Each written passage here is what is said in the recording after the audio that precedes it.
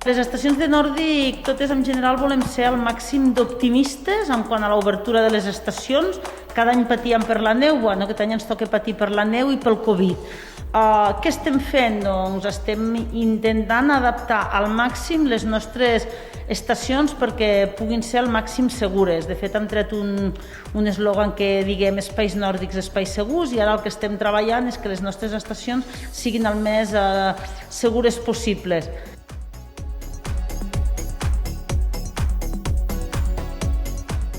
La gent està en un moment molt de dubte, sobretot aquestes 2 setmanes que ara tornem a estar confinats. Pensa que, jo, per exemple, que sóc de la Seu, de dilluns a dijous podria anar a esquiar a Sant Joan de l'Erm o a Tuixén, que és la meva...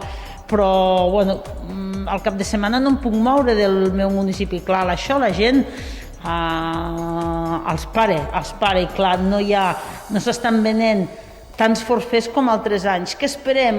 Que la situació canvi, que la gent s'animi, que caigui alguna primera nevada, que la gent continuï sent-nos fidels i confiar, ens toca confiar i això, que la gent sigui una mica fidel.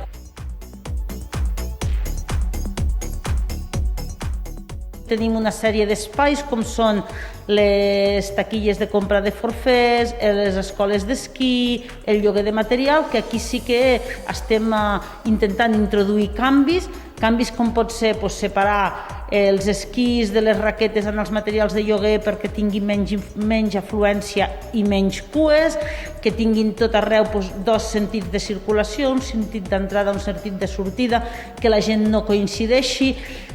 Posarem senyalització a les estacions, posarem senyals indicatives per fer mantenir les cues, i aquí és una mica on nosaltres tenim problema. Els restaurants, intentar al màxim compartimentar, sobretot per temes de grups, compartimentar quan hi hagi grups escolars que no es barregin mai els uns amb els altres i això, intentar que la gent no es trobi, intentar fer el més fàcil possible que es compleixin les mesures de seguretat.